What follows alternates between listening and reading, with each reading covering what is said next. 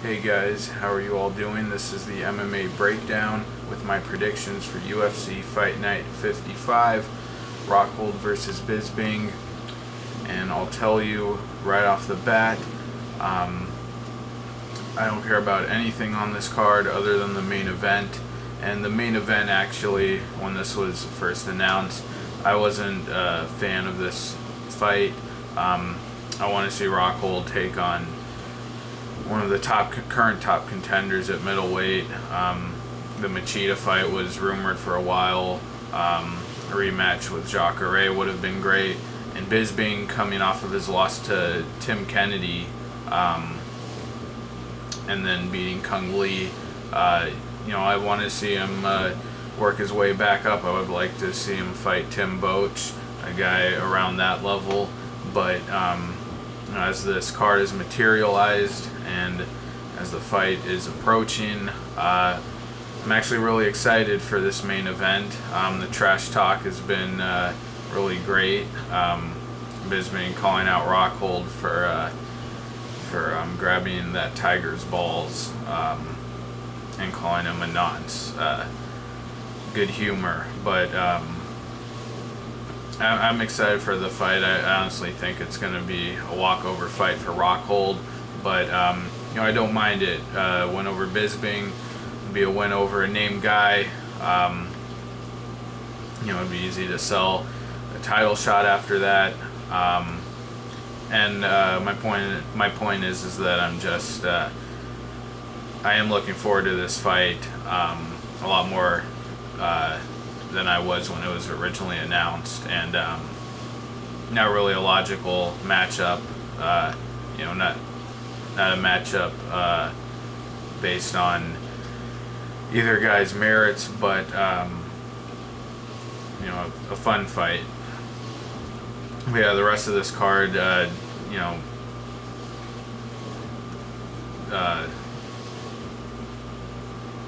you can ignore it, really. It's typical Fight Pass quality. I'll try to run through the card quickly here, give you my predictions, and try to make a real effort here to keep this video shorter than my usual 40-minute videos. Alright, starting off with the preliminary card at Bantamweight, Aljamain Sterling versus Frankie Saenz. I think this is a good matchup. Sterling's had a couple of impressive performances, 2 wins in the UFC, and I don't mind this. Saenz, another guy coming off of his debut, and looked pretty good in his debut, and I don't think they need to rush Sterling at all. Really young guy. Let him fight a few other guys trying to make their way up through the ranks. I think this is a good matchup for Sterling. I am going to take Sterling. Very athletic guy out of the great Serra-Longo camp. In his last fight against Hugo Viana, was pretty patient and didn't turn it on until the 3rd round, but was able to get the finish with ground and pound. In his first fight against Cody Gibson, I thought he was really impressive too. Very dominant with the wrestling, good striking, and really that kind of that very special John Jones type athleticism that very few guys possess. And Frankie Saenz took on Nolan Tekman in his debut, and I actually missed the first 2 rounds of that fight. I was only able to see the 3rd round, but Saenz, from what I saw, I thought he looked pretty good. Was pushing Tekman back up against the cage, working dirty boxing, going to the body well, throwing elbows against the cage, and looked pretty tough and dominant. I think this should be a competitive fight, but I'm going to go with Sterling. I think that wrestling will help him get the decision here. Moving on to Bantamweight, Juma Bayek Pearson taking on Marcus Brimage. Another decent matchup. Tuerxun, the Panther, I believe is his nickname, the Leopard. In his debut, lost a decision to Mark Adiva, and in his last fight against Leandro Issa, was looking pretty good early on, was winning the striking battle, landing some good leg kicks, as I remember, a couple of leg kicks that really looked like they buckled Issa, but then eventually ended up on the ground somehow. I don't remember if he was if he was dropped or taken down, but Issa was able to overtake him in that fight and got the submission. And Marcus Brimage taking on Russell Doan in his last fight. I actually thought he won that fight, although it was very close. I was disappointed, though, that he didn't let his hands go more like he had in some of his previous fights against Jimmy Hedis and Maximo Blanco, but lost that fight by getting taken down. Didn't have good enough takedown defense. When this fight, I think it's going to be a stand-up battle, and I can't see Brimage losing that. I think he has the better hand speed and probably the better power. But Tuerxun, I don't think is too bad a fighter either. But I'm going to take Brimage. I was also landing some really good leg kicks against Doan in that fight. But I'm going to take Brimage here. Moving on, a middleweight fight, Luke Zacharek taking on Daniel Kelly, who I believe is a veteran of Tough Nations, and lost to Sheldon Westcott by submission in the first round. I didn't see that fight. This is his first fight. This is his debut in the UFC after the show, but I can't tell you anything about Daniel Kelly.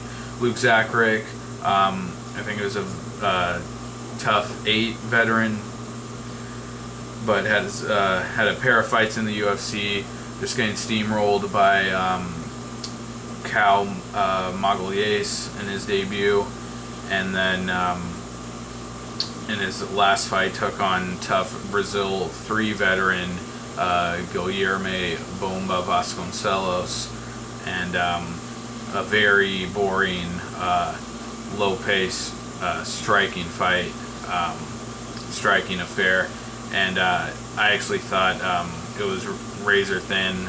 I actually thought I think I gave the fight to Vasconcelos, but not very impressive. Although I remember Joe Rogan on the broadcast was seemingly very impressed by Zacharek, but I was not. Can't give much analysis here. I wouldn't take Zacharek just for the pair of UFC fights, though I really don't think he looks like a UFC level talent. And yeah, I can't make a pick there, so we'll have to move on to flyweight. Tough Smashes veteran Richie Vaculik taking on Neil Seery. And Richie Vaculik competed on lightweight on Tough Smashes, by the way. Pretty crazy that he's made the drop all the way to flyweight. He lost he lost to Norman Park in the house, I remember, and was pretty badly beaten up and outsized in that fight. I'm taking Neil Seery here, though. Vaculik, in his 2 fights in the UFC, in his first fight against Justin Scoggins, got outclassed, dominated. I think he was dropped in that fight and then finished off with ground and pound on the ground. But Neil Seery, a couple of fights in the UFC. In his debut against Brad Pickett, I actually thought he looked really good. Good hand speed, was really letting his hands go, seemed like an aggressive boxer. And then against Phil Harris as well, was able to pretty much dominate him and outbox him for 3 rounds, although I think Phil Harris is a very low-level UFC caliber fighter. But I'm taking Seery here. Lost that fight to Brad Pickett. Couldn't defend the takedowns. Vaculik in his fight against Roldan Songchan was able to out-grapple him. I guess there's a chance that Vaculik could do that here, but you know, Seery I think is pretty one-dimensional, but I do think his boxing is effective. I'm going to take Seery here. I could see Vaculik getting the takedown, holding him there, having just a more well-rounded game. But I don't think Vaculik is too good on the feet. So I have to go with Seery here. Moving on to welterweight, Vic Grujic taking on Chris Clements. Fairly interesting fight. Grujic, another veteran of Tough Nations. I don't believe I saw any of his fights in the house, but I have seen both of his fights in the UFC. His first fight took on Nordine Taleb and got horribly out-wrestled. A very ugly fight. Just got taken down. Didn't even really get beat up. Just held down and couldn't do anything to get back to his feet. Really spent the whole fight on his back. But then his last fight against fellow Tough Nations castmate Chris Indich was pretty aggressive with his striking. Opened up early on, hurt Indich, and was able to submit him on the ground. But I think Chris Indich, you know, that a dominant win over him, I don't think means much at all. And Chris Clements, on the other hand, pretty skilled striker. Hasn't fought in about a year in the UFC. Lost his last fight to Stephen Thompson, got knocked out, but had a couple of wins in the UFC before that against Keith Wisniewski, and was doing, or I'm sorry, he didn't win against Matt Riddle. Got submitted, but that was overturned to a no contest, but was looking pretty good in that fight as well. Was winning that fight, and Taekwondo style striker, a lot of unorthodox spinning kicks. I think he's thrown some spinning back fists, things like that, but really a lot of those unorthodox spinning attacks, and I think against just kind of a hard-headed guy like Grujic, who just seems like he has to brawl, you know, and really engage his opponent in close. I think Clements' diverse attack is really going to be effective here. And I'm going to take Clements. I think he can hurt Grujic with something, spinning back kick, something of that sort, and I think he can get the finish in this fight. So I'm going with Clements. Moving on to welterweight, Dylan Andrews taking on Sam Alvey. Dylan Andrews, tough 17 veteran. Beat Zach Cummings in the house, and lost to Uriah Hall as well in his next fight in the house. Got finished by Uriah Hall, but in the UFC, beat fellow castmate Jimmy Quinlan, and against Papi Abedi, was just getting wrecked for almost the entirety of the fight, and in the last couple of minutes in that third round, just found a home for a big uppercut that put Abedi out, and really showed a lot of heart to be able to find that knockout after getting beat up himself pretty badly. And then against Clint Hester, pretty disappointing fight. Just dislocated his shoulder. I think he was taken down, but not much happened there. I don't really take anything away from that fight. And Sam Alvey, veteran of Tough 16, got out wrestled by was it Joey Rivera, I think, in the house.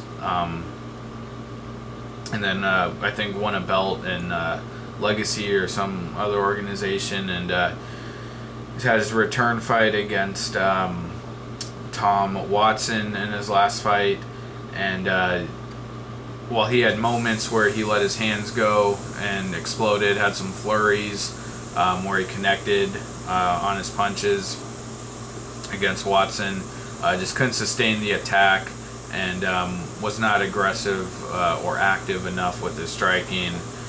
Just kind of sat there and let Watson put the pace on him.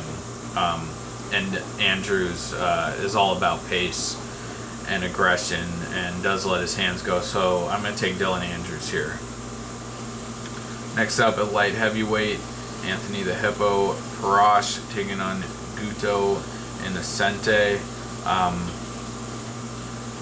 Guto Inocente, I don't know really anything about his game. I mean, he got ran over by Derek Lewis in his debut, and I can't really take anything away from that. That was at heavyweight. This is his UFC debut at light heavyweight. Anthony Perosh, I really don't understand why the guy is still in the UFC. I mean, just for the sake of his own health. I thought that was real ugly, getting smashed by Ryan Bader for 3 rounds in his last fight, bloodied, beaten,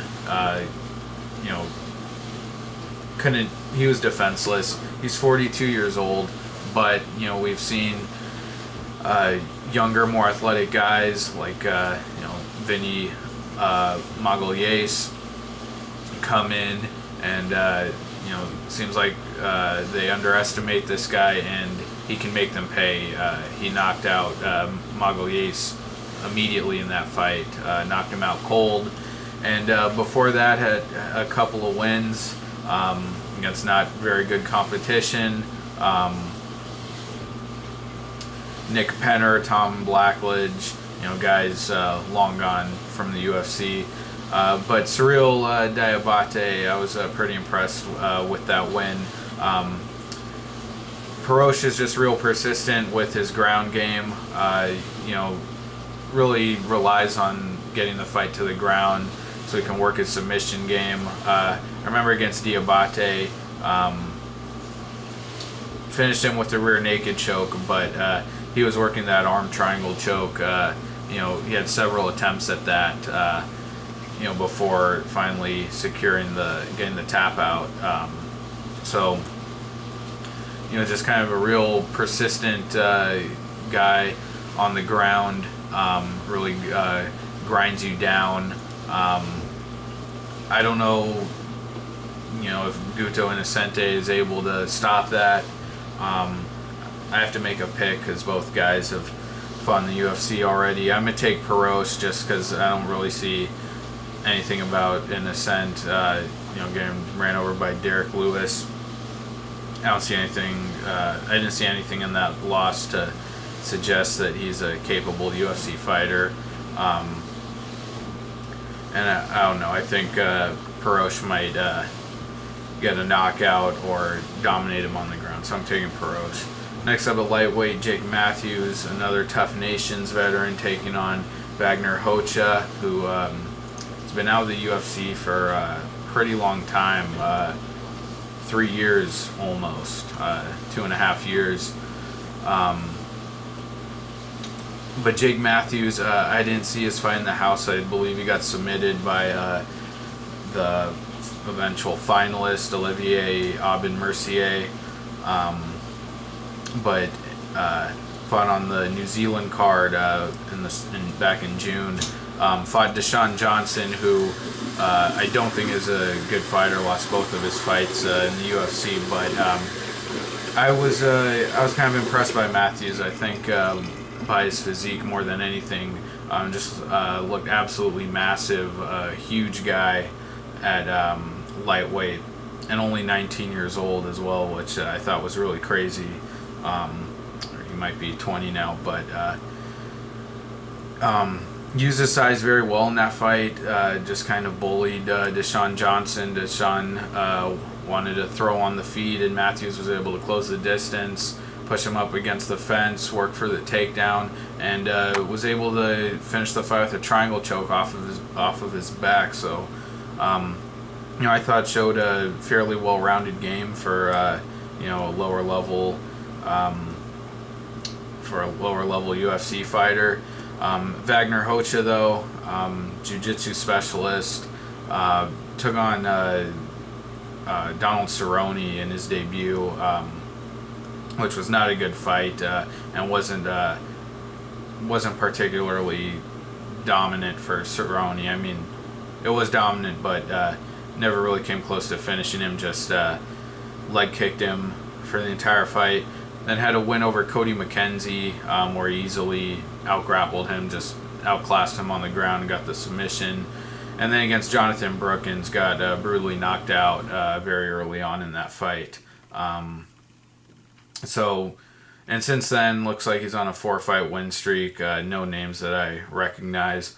But I don't think, from what we saw from him before, that he's a UFC level fighter. I mean, Cody McKenzie, pretty much a washout, a pretty terrible former UFC fighter. And Jake Matthews seems like he's got some promise, but more than anything, I think that size is really going to play a factor here. I think he's going to be too heavy for Rocha to work his jiu-jitsu game.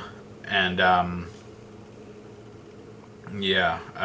got to take Matthews to win a decision here, and excited to see him fight again. One of the few guys on this card that I'm looking forward to see perform. Next up at heavyweight, Palelei taking on late replacement Walt Harris. This was supposed to be Palelei against Omulanchek, Daniel Omulanchek. And I'm taking Palelei in this fight. I would have taken him over his original opponent as well. But, the heavyweight division, I keep making this point, in this past year with Fight Pass and all the international fights, we've seen a big influx of a lot of heavyweight fighters at the lower level, and really the heavyweight division has become just a bunch of guys at the lower level, fun guys who can have fun fights, fun matchups, quick, violent finishes, but are really never going to get up into the top 10. And even at the top 10, I mean, outside of Dos Santos and maybe Verdum and a couple other guys, there's really no competition for Cain Velasquez, although, we have an interim title now. And if Velasquez, if he doesn't come back for a while, that could allow the division to move a little bit. These lower guys come up into the mid-level, but guys like Soa Palelei, Alexei Olenek, Ruslan Magomedov, a lot of these guys coming in who, just kind of hanging around that lower level. Jared Rochhold, and no matter how many wins they get, I don't think they're ever really going to move up into that mid-level, which is kind of non-existent at heavyweight. But anyway, Soa Palelei,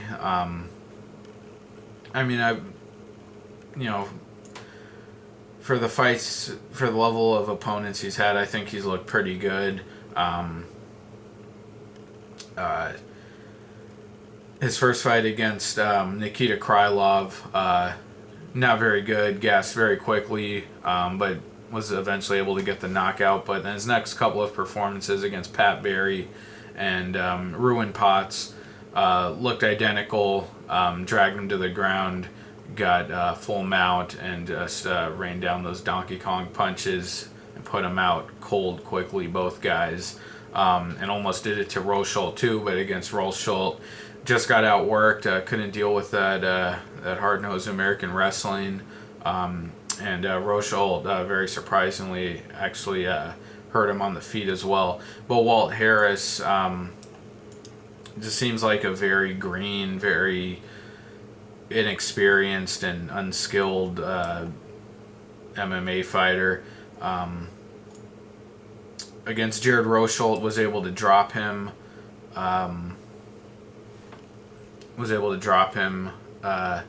Early in that fight, couldn't finish it, and Rochhold out-wrestled him for the rest of the fight. And then against Nikita Krylov, just got head kicked, I believe it was in the first round. Yeah, early in the first round, and, didn't even get a chance to, compete really. I think Palelei is just going to drag him down and smash him like he's done to Pat Barry and Ruin Pot. So I'm going to take Palelei here by first round knockout. Next up, a middleweight. This matchup doesn't make any sense to me. Robert Whittaker, veteran and winner of Tough Smashes, taking on Clint Hester, Tough 17 veteran, and Whittaker's debut at middleweight in the UFC. I don't know if he's ever fought at middleweight before. Robert Whittaker was a guy I was pretty high on. I really liked his style, karate style striker. He has some pretty slick things he does on the feet. Had a win over Tough 16 winner Colton Smith. Was able to knock him out in the third round. Against Court McGee, I thought he had a pretty competitive fight.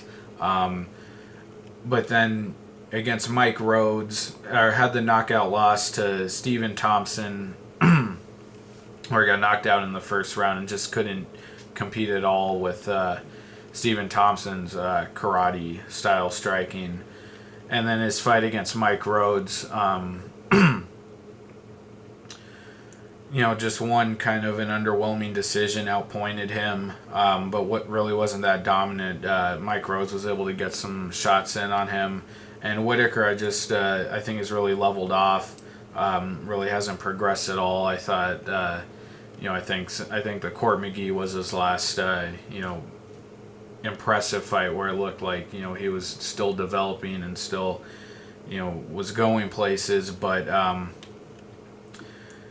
he doesn't jump on guys when he has them hurt, and he's not active enough with his striking. He's very patient, holds back a lot, and waits to pick his moments.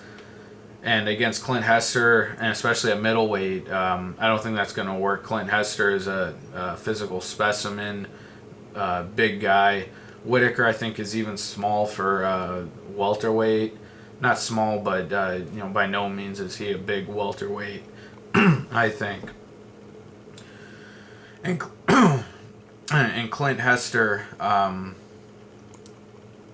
everyone says it's very one-dimensional with his striking, and hasn't been able to put some of these guys away, like Andy Enns. Just kind of blew his wad in the first round, knocked him down, I think, a few times, but wasn't able to finish him. But in his last fight against Braga Neto, after being taken down, I think in the first couple rounds, was able to get back to his feet and hurt Braga Neto on the feet. But I think Whittaker's going to play right into Hester's hands. Whittaker, I think, will be more technical, but I don't think his patience here is going to help him against Hester. I think Hester's just going to let his hands go, and I think he's going to hurt Whittaker at some point. And I also think Hester, with his size and athleticism, will be able to out-wrestle Whittaker. So I'm going to take Clint Hester here. I think he wins a decision. Moving on to the co-main event, another matchup I don't like at all. Ross Pearson taking on Iaquinta. Ross Pearson, I've said this about him for his last couple of fights. I really miss his old fighting style. If you have Fight Pass, I highly suggest watching his fight against Dennis Seaver back in 2010. I thought that was just one of the best displays of kickboxing really ever. And Dennis Seaver, that he's still a serious fighter even today. And Pearson totally outstruck him at distance, and it was great to watch.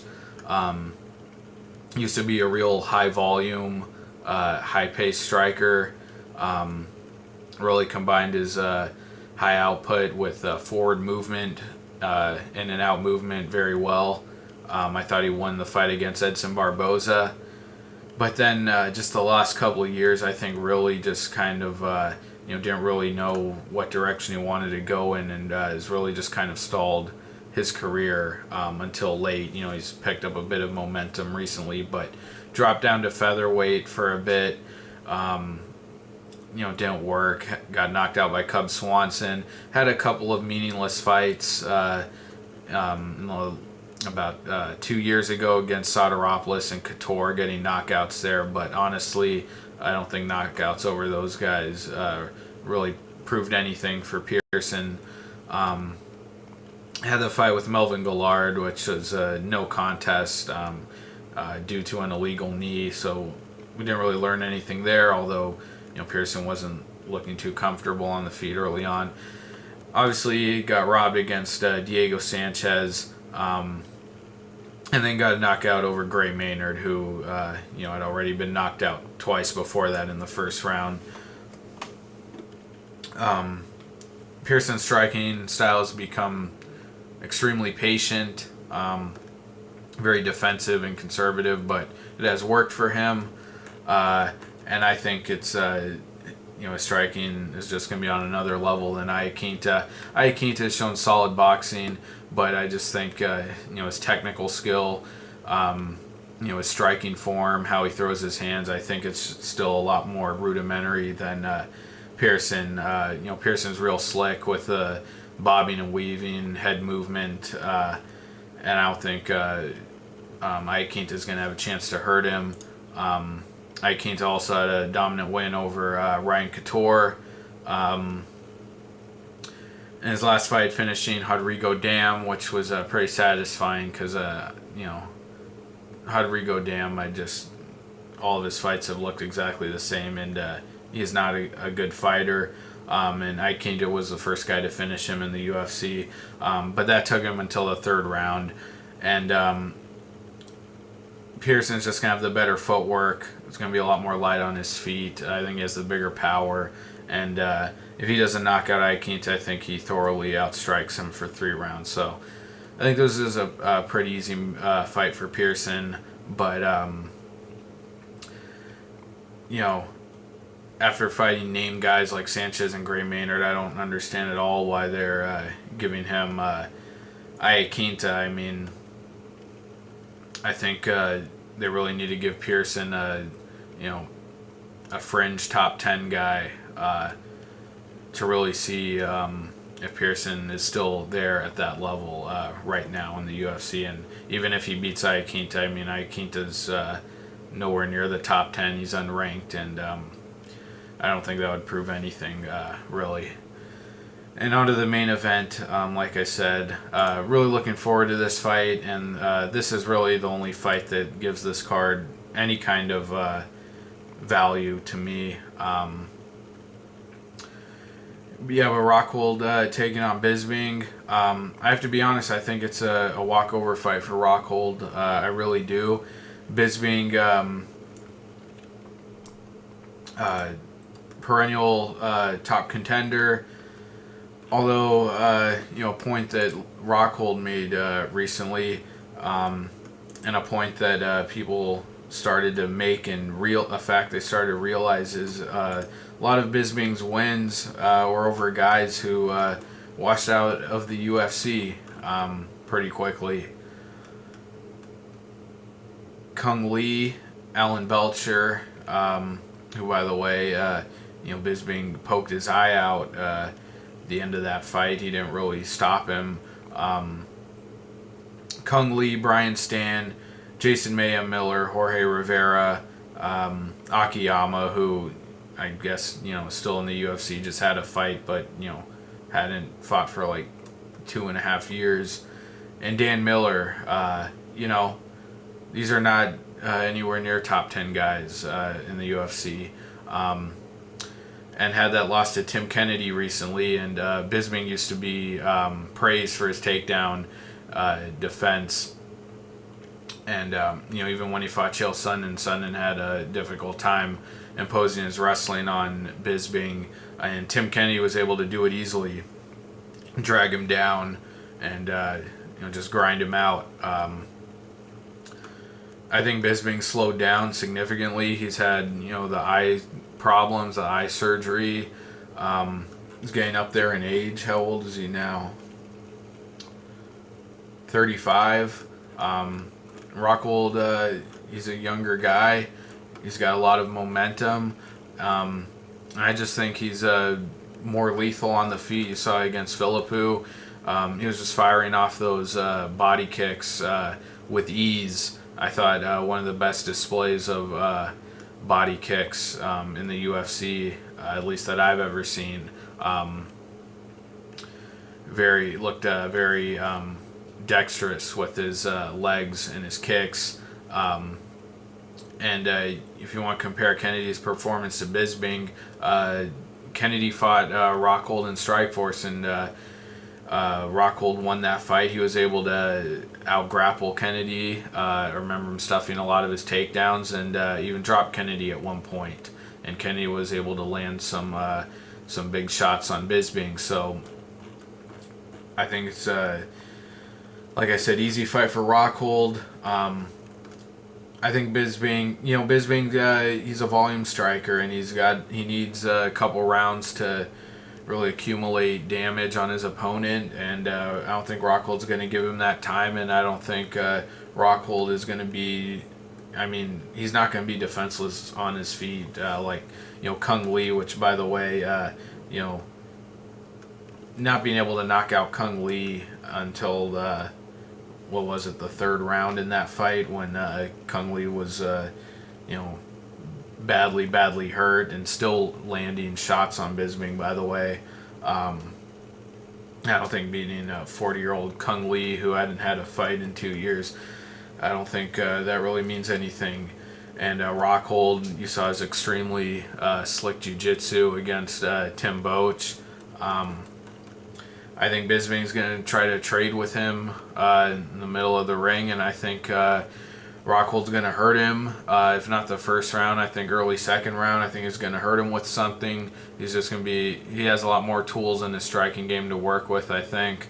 I think he uses his length a lot better and those body kicks. But I think he'll hurt Bisping on the feet, get it to the ground, and I think he's going to work that very slick grappling game and get a submission here. And then hopefully, I'd love to see him against Machado or Jacare, or just go straight for the title.